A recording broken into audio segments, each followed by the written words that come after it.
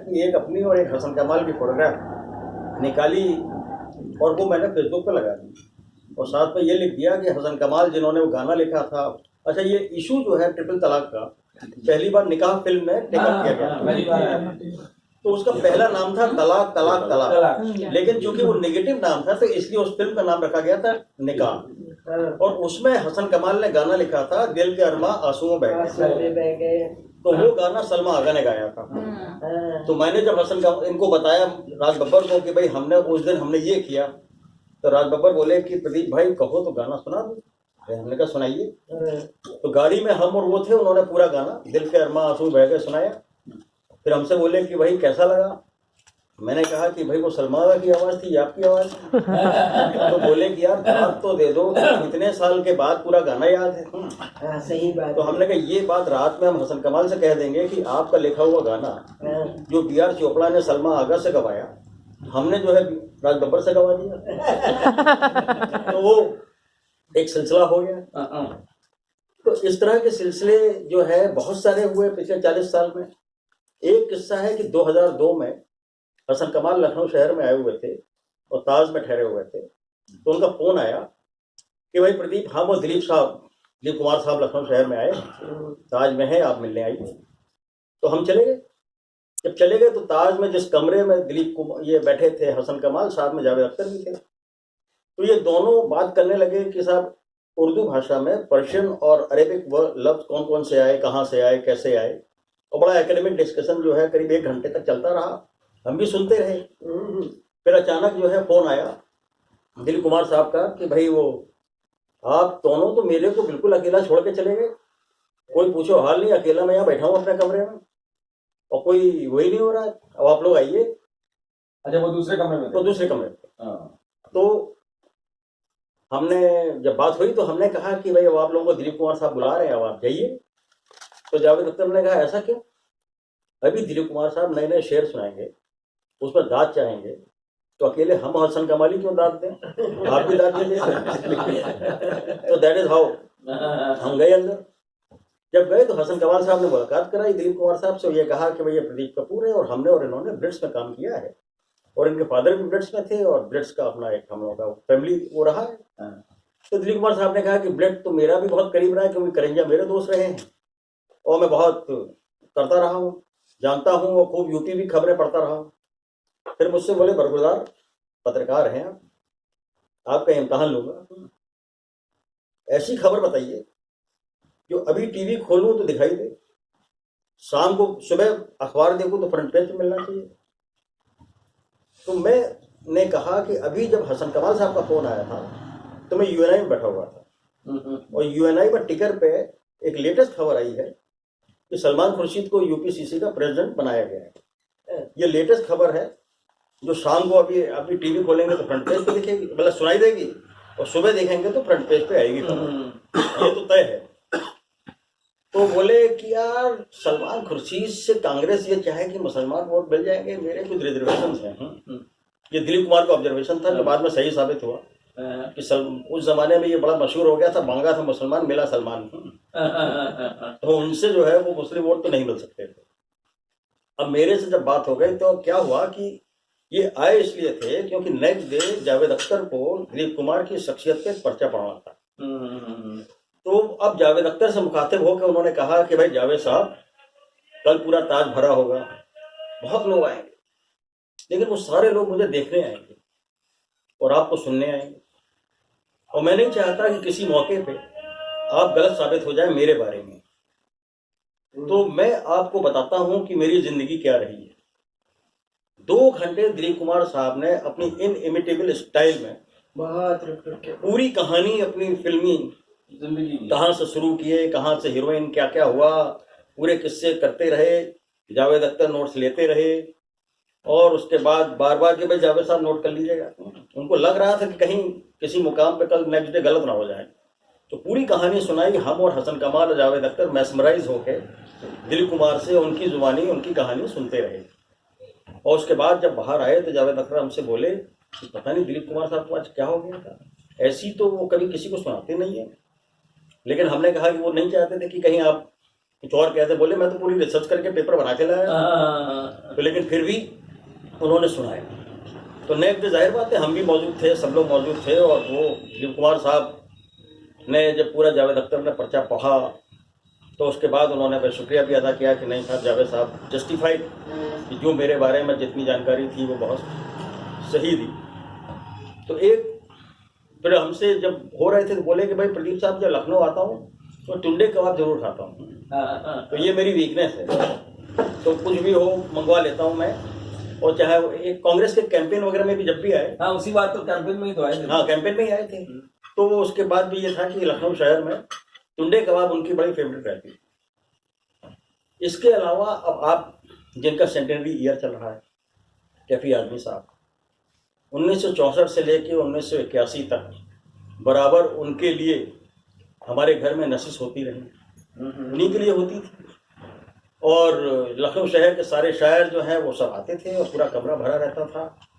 और मुझको बहुत मौका मिला कि तब से लेके और उनके जब तक लखनऊ आते रहे, फादर के टाइम से, फादर के जमाने में कहते 1964 से लेके कैफी आजमी घर आते रहे, क्योंकि उनका लखनऊ शहर में सारा का सारा जैसे कहते हैं ना पड़ाव, वो घर ही में रहता था और वो सब रहता था।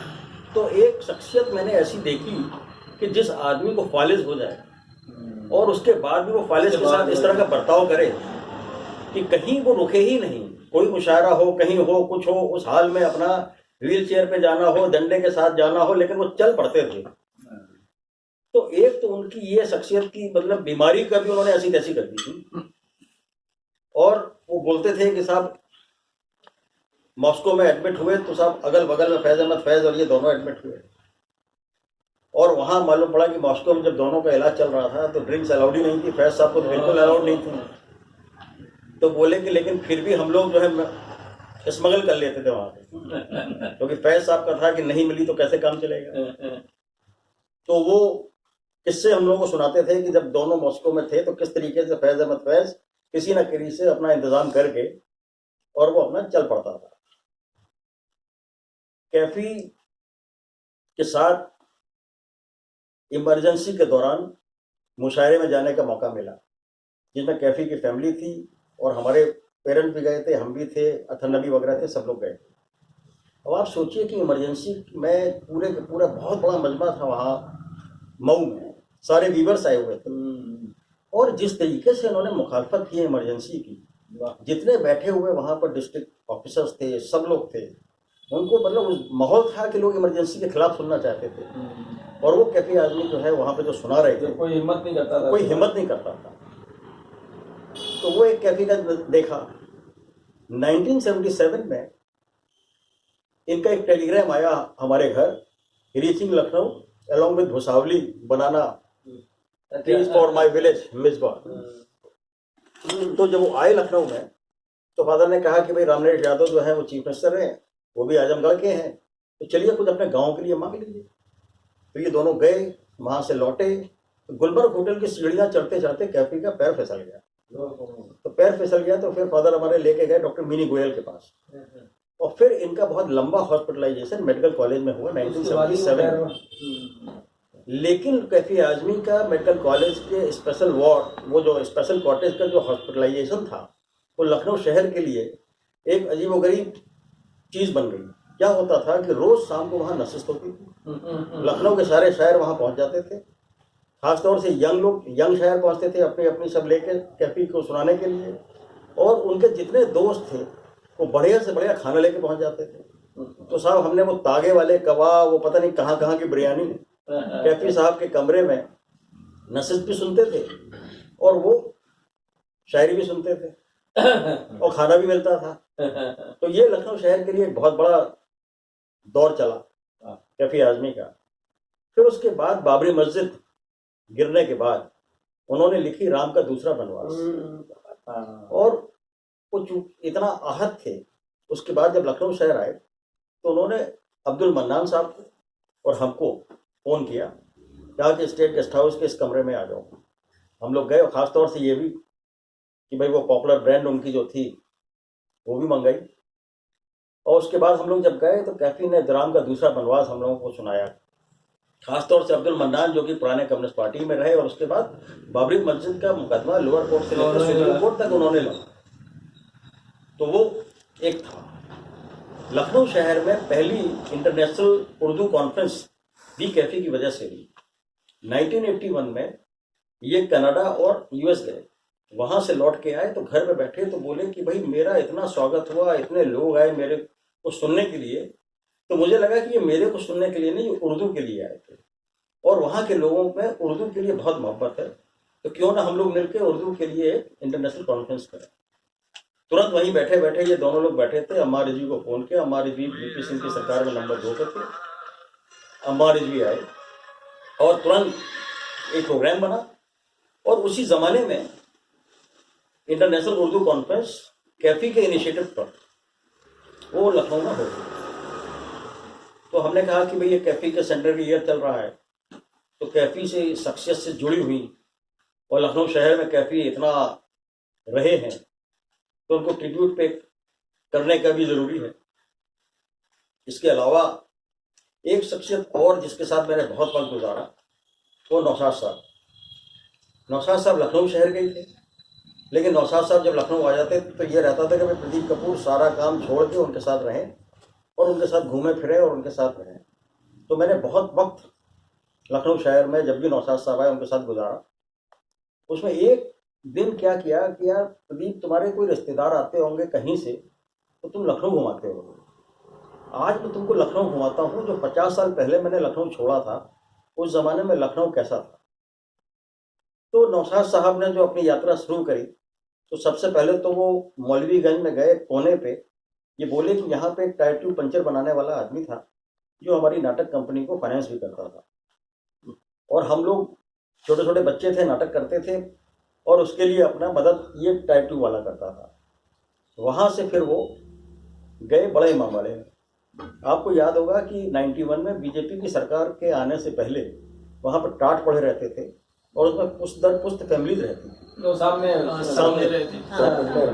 तो लेकिन जब 91 में बीजेपी की सरकार आई तो वो सब हटा दिए गए, वो सारे पर्दे हट गए, सब हो गए, लोग हटा अपरूट कर दिए गए, उसका रेस्टोरेशन हुआ पूरा। हाँ। तो अचानक नौशाद साहब ने कहा नौबत खाना है, नौबत खाना था, नौबत खाना जो था ना वहाँ पे जो, वहाँ पे। तो नौशाद साहब ने कहा कि अरे ये सब कहाँ गई वो बस्ती, कहाँ गए वो लोग। तुरंत उन्होंने शेर इंस्टेंट जो है किया, और उसके बाद सुनाया। उसके बाद फिर हम लोग अंदर चले गोल दरवाजे से। फिर वो हमको बताने लगे कि साहब यहाँ पर फला बाई का कोटा था, उस बाई का कोटा था, इस बाई का कोटा था। बोले कि मेरी उम्र 14 साल की थी, मैं कोठे पे जा नहीं सकता था। फिर एक पर्टिकुलर पॉइंट पर एक चबूतरे पे रुक गए। बोले इसके ऊपर जो बाई थी वो बहुत ही क्लासिकल सिंगर थी और बहुत उनका नाम था, और इसी चबूतरे पे बैठ के मैं घंटों उनका गाना सुना करता था। और मेरे संगीत में लखनऊ की जो बाइयाँ थीं, जो कोठे वालियाँ थीं, जो उनका गाना मैंने बचपन से सुना, उसका असर जो है वो उनकी म्यूजिक में।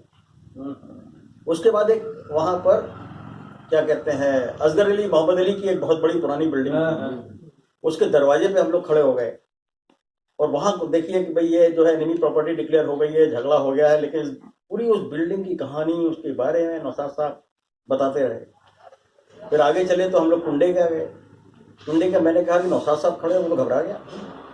अरे उसने कहा नौशाद साहब को ये वाला कबाब कैसे खिलाऊं, पराठा खिलाऊं, अभी रुक जाइए, ज़रा सा टाइम दीजिए, मैं फिर से बनाता हूँ, मैं फिर से करता हूँ। वो इतना ज़्यादा वर्कडअप हो गया। मैंने कहा अरे यार परेशान ना हो, नौशाद साहब है, ज़माने से खाया है। लेकिन उसने कहा नहीं, रुक जाइए। उसने इतना वो ज़्यादा था कि फिर से उसने कबाब बनाए, फिर से पराठे बनाए, फिर, और जिस मोहब्बत से हमको नौशाद साहब को खिलाया है उसने वहाँ पर, तो पूरा का पूरा वो जो दिन नौशाद साहब की नज़र से वो जो लखनऊ देखने को मिला, वो एक अपना एक अद्भुत आनंद। फिर क्या हुआ कि हम 85 में बॉम्बे में थे, हसन कमाल साहब के घर पर थे। हसन कमाल भी पुराने कम्युनिस्ट बैकग्राउंड के आदमी। बोले कि भाई प्रदीप साहब, सोचता हूँ कि रोज़े रखिए। ठीक है, लेकिन अकेले कैसे रखूँ यार, बीवी तो गोयनीस क्रिश्चियन है।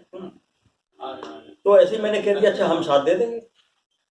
तो सब 5 रोजे जो हैं हसन कमाल साहब सुबह सहरी के वक्त उठाते थे, पूरे रोजे रखे, उसकी चर्चा जो है वो करंजे तक हो गई थी। तो उन्होंने मुझसे कहा कि I am told that you are also keeping fast with Hasan कमाल।